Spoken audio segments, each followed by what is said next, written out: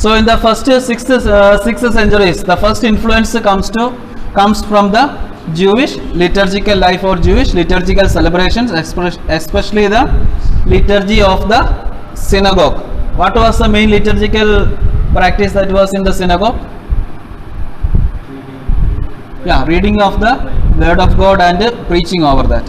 For them, only sacrifice is done only in the Jerusalem temple. Okay. Yeah. So some of the examples which we have, liturgical practices which we have accepted from the Jewish religion is the divine office.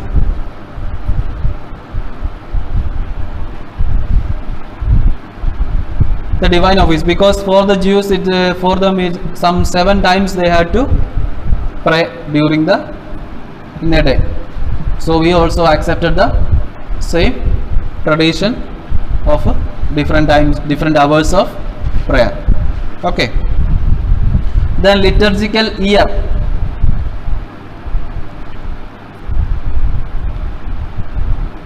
An year is divided into different seasons with its own celebrations and peculiarities. Use of psalms.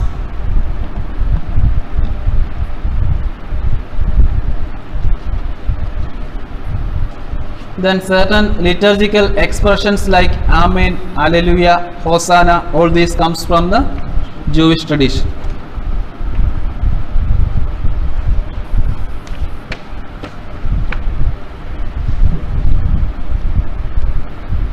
Then from influence from the pagan world.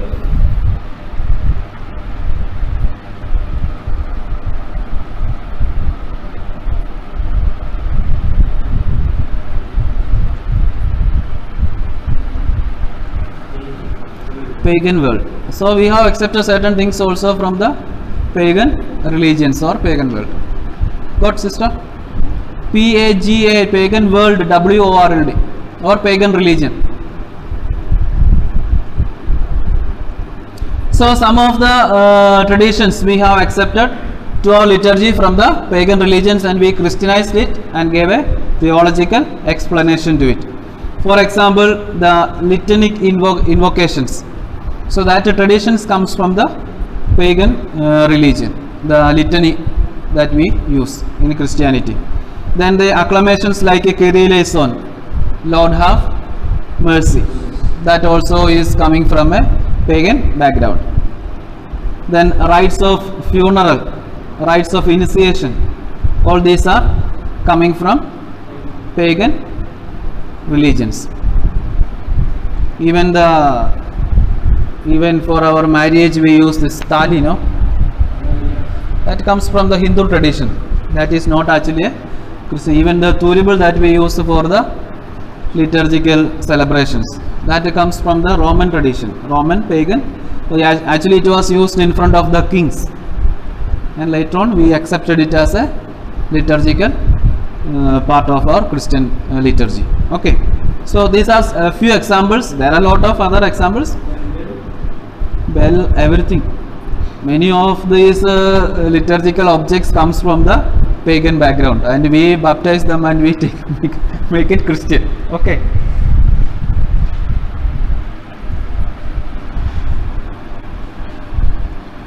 The growing numbers of Christians. Next heading, the growth of the church. Slowly the first influences comes from the Jewish background and from the pagan world. Now the church is slowly spreading. The number of people or the number of faithful are increasing day by day. The growing numbers of Christians, greater freedom to the church, etc. influence the architecture of church building. In place of house churches, there arose basilicas and other big churches. In place of spontaneity, there came order and legalism. So in the first century, the first 2-3 centuries, the church was under persecution. During the time of Constantine, the church was given freedom, and in the beginning or during the time of persecution, the gatherings were conducted in the houses or in the catacombs or in some secret places. There they came together, preached the word of God, the breaking of the bread was done, and they go out. There was no proper order for the Eucharistic celebration or any other sacramental celebrations, and the prayers were spontaneously said. There was no text for the faithful to celebrate any of the sacraments, no churches. That was the situation. After attaining freedom, slowly this legalism and order, everything comes in. Okay. Then next one is influence of various Christian centers. Influence of various Christian centers.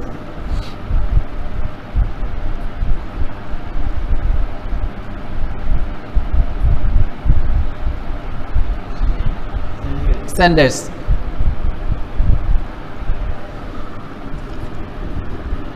So not only Rome, in the east there were many Christian centers which were flourishing, which was not affected by the persecution, and from there many of the celebrations, the Western Church has accepted many of the celebrations, and also the Eastern Church has accepted many of the celebrations to their liturgy. So there was a giving and taking was going on in the liturgical growth.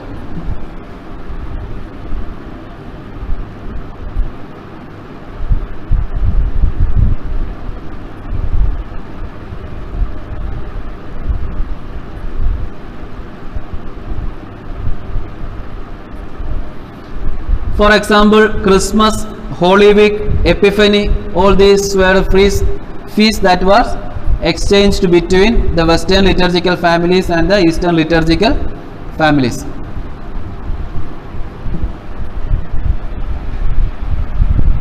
For example, Christmas, for the Western Church, the incarnation was more important, whereas in the Eastern Church, resurrection of Christ was more important.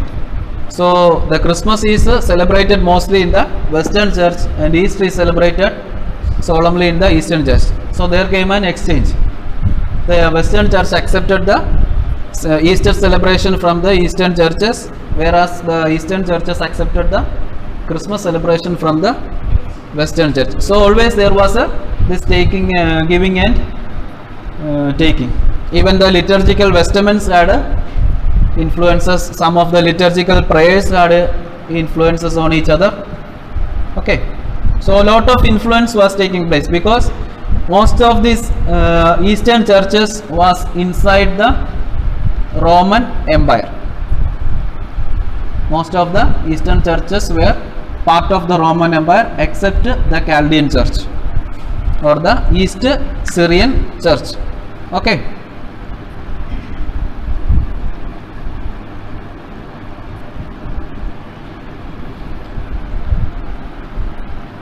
Then the first 3 centuries. So we were speaking about the first 6 century. In that we seen Jewish influence, pagan influence, then the freedom given by Constantine. Then the fourth step is influence from many other liturgical families. So that was the summary of first 6 centuries. Now we are dividing this 6 centuries into first 3 centuries. Clear now? Yeah.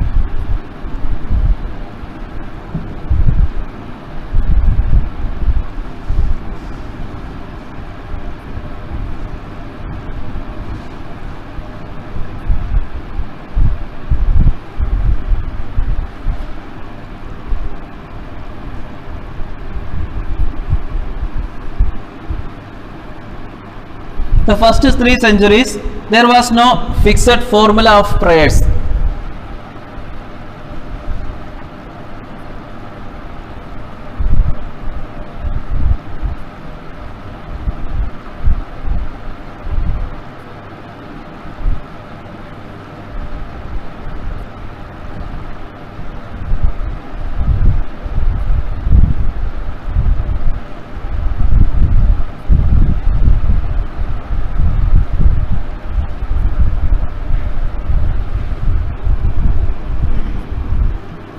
There was no fixed formula of prayers, no churches.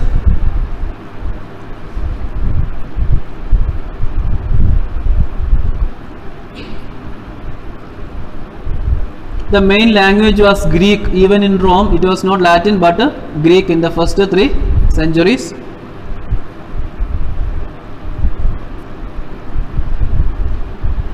Sunday was the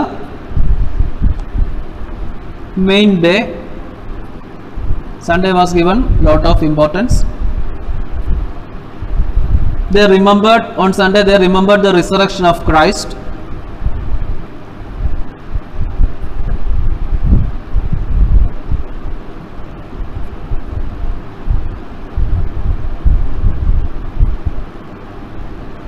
So this was the situation in the first 3 centuries. There was no structured church. No structure for the church. Prayers were spontaneously said except for the institution narrative. Except for the institution narrative, all other prayers were spontaneously said. What is institution narrative? Take this. This is my body.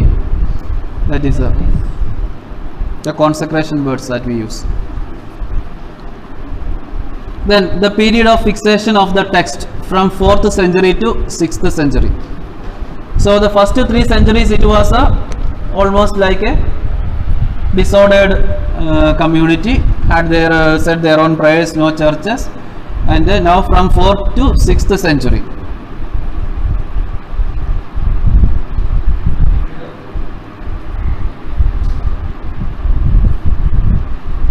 Pardon, brother? From 4th to 6th century.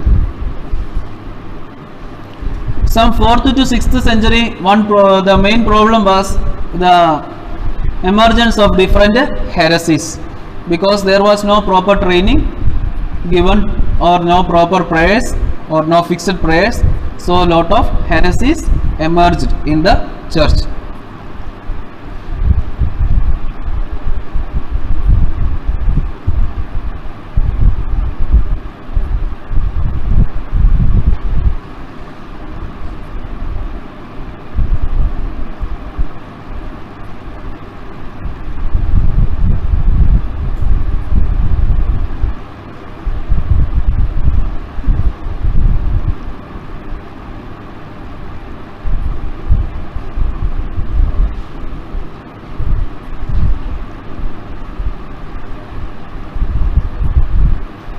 So the presidents of the assembly started writing down the prayers in advance. Since there emerged a lot of problems in the community, the presidents or the leaders of the assembly started writing down the prayers in advance.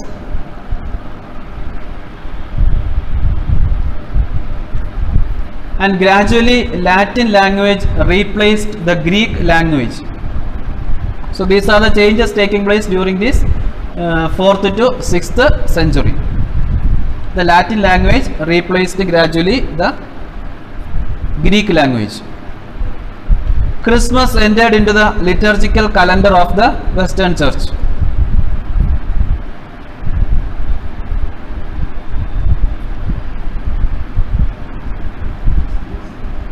Christmas entered into the calendar of the Western Church.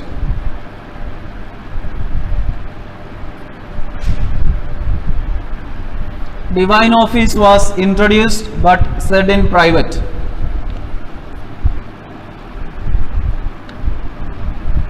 Divine office. So according to the Jewish tradition, the Christians also started praying at different hours, but it was said in private. Monastic communities emerged in the church.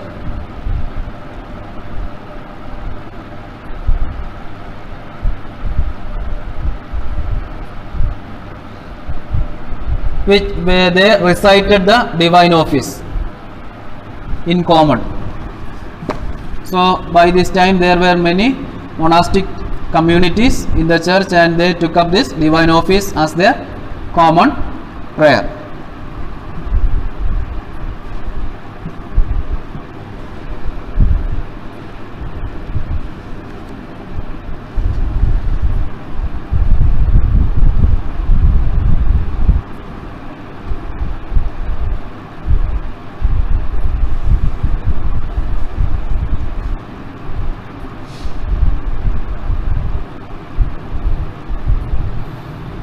So up to 4th century all the prayers were addressed to God the Father. Up to 4th century, some of the characteristics of the liturgical changes that is taking place between 4th and 6th century. Okay, so up to 4th century all the prayers were addressed to God the Father, but later on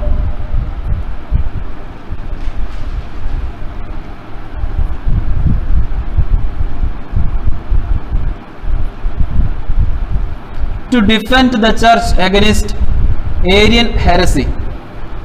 To defend the church against the Arian heresy, from 4th century onwards,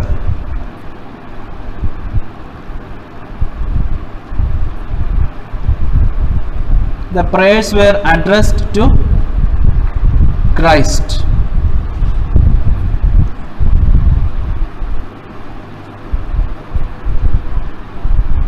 Got the point? Up to 4th century all the prayers were addressed to the God the Father. Then in the 4th century there emerged the Arian heresy. In order to defend the church against the Arian heresy, all the prayers were addressed to God the Son. Okay. Then slowly in the among the Christians there emerged a community feeling where the liturgy was celebrated as a community. Earlier they were not allowed to gather as a community because of persecution, but still they gathered in secret. But from 4th century, after attaining freedom, there came about a great community feeling among the Christians. Clear? Yeah.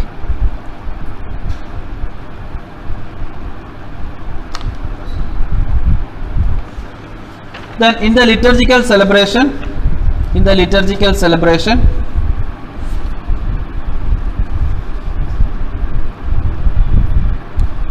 the glorious Christ dominated the liturgy.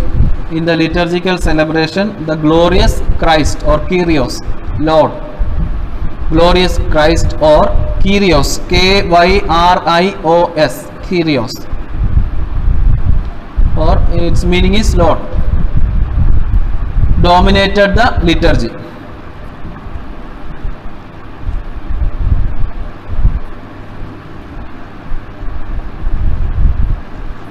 Great importance was given to the Paschal mystery. Great importance was given to the Paschal mystery.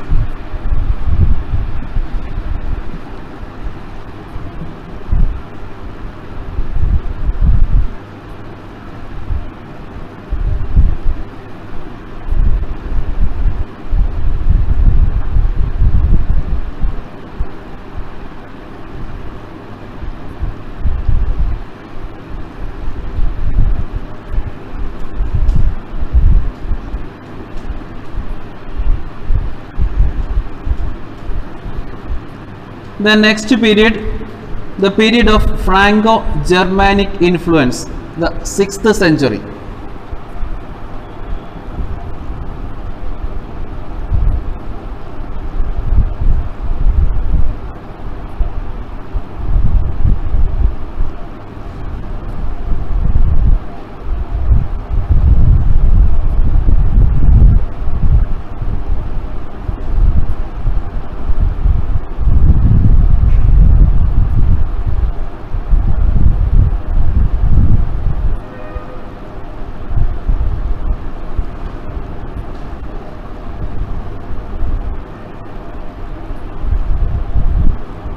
So in the 6th century, the year 590 marked the beginning of the papacy of Gregory the First, Pope Gregory the First. The year 590 in the 6th century, the then Pope was Pope Gregory the First.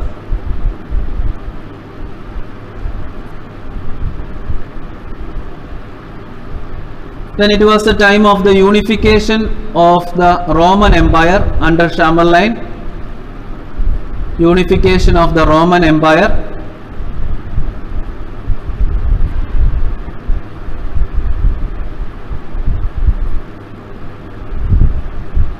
And for this, both the spiritual authorities and the political authorities used liturgy as a means for unification.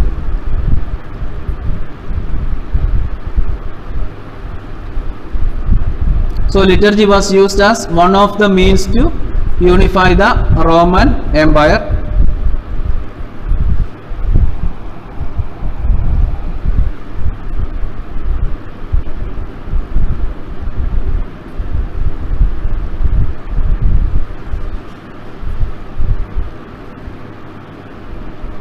So some of the people did not, or some of the communities did not accept this renewal of the unification and imposition of the liturgy. So some communities, they did not accept this Roman liturgy.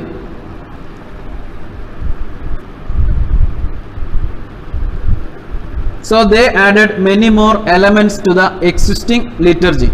So some of these communities which did not accept this, they added many more elements to the Roman liturgy.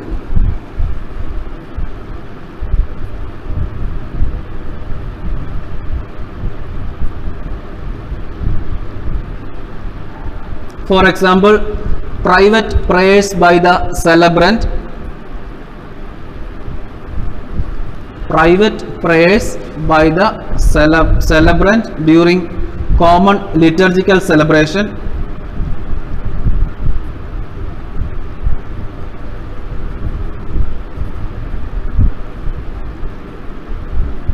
Elaborate ceremonies. Elaborate ceremonies in the sacraments, etc. So in the 6th century, the political authorities and the spiritual authorities tried to unify the Roman Empire, and they used the liturgy as one of the means, and some group of people, they did not accept this unification. So they introduced many more elements into the liturgy what is imposed on them, and the liturgy slowly developed. Okay, some important notes of this time of the 6th century, some important points of the 6th century.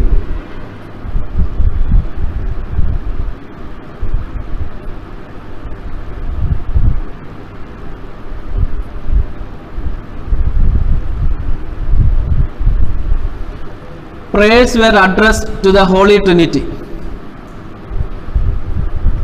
Prayers were addressed to the Holy Trinity.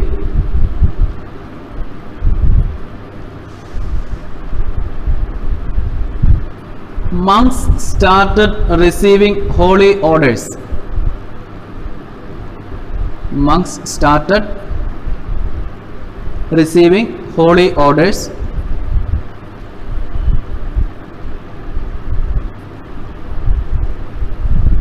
Private masses increased. Private masses increased.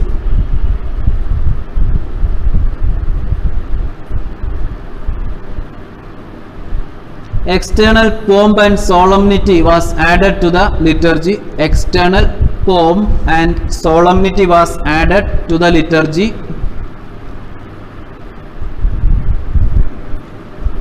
External pomp, P-O-M-P, pomp and solemnity was added to the liturgy.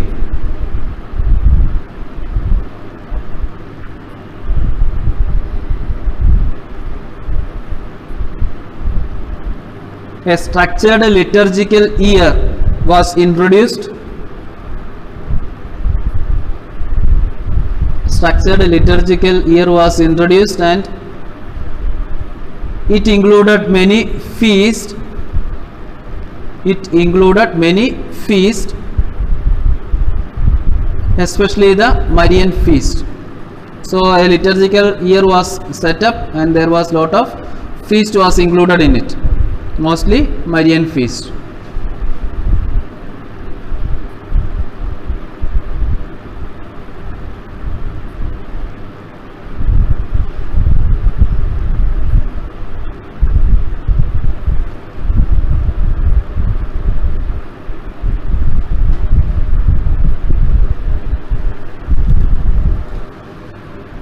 Next comes the period of unification.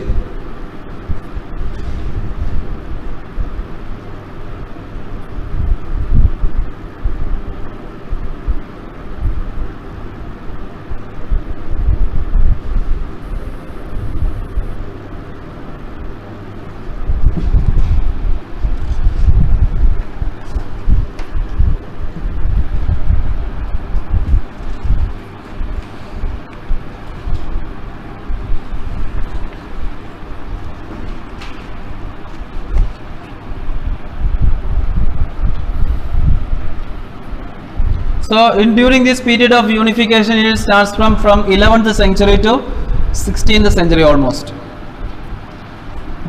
1073 to 1543. 1073 to 1543.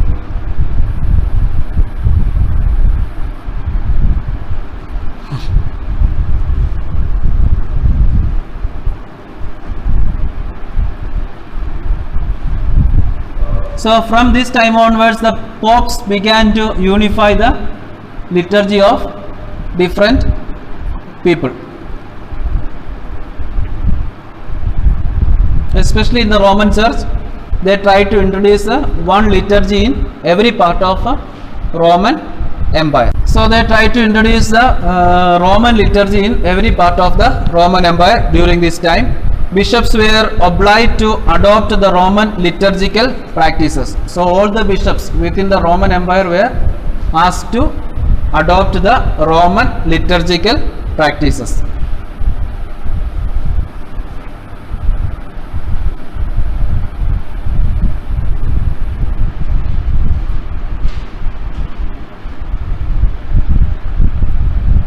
Some of the main features of this time.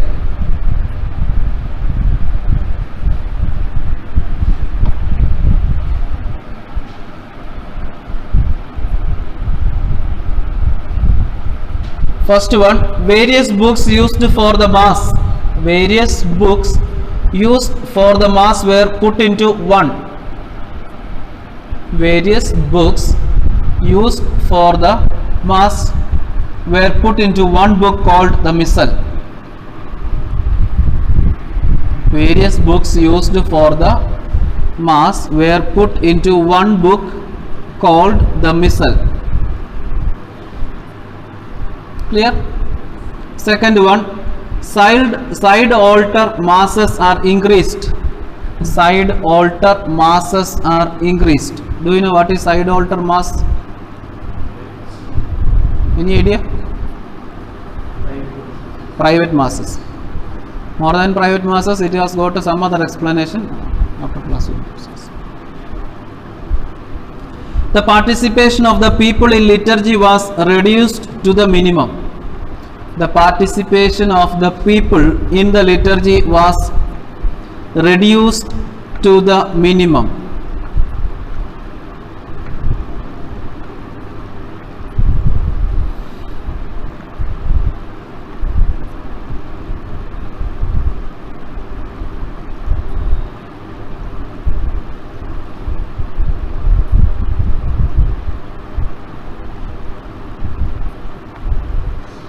Was reduced to the minimum. The structure of the sanctuary made a separation between the people and the celebrant. The structure of the sanctuary made a separation between the people and the celebrant.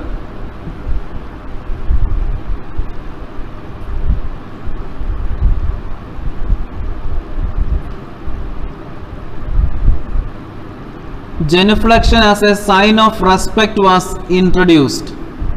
Genuflection as a sign of respect. Genuflection as a sign of respect was introduced.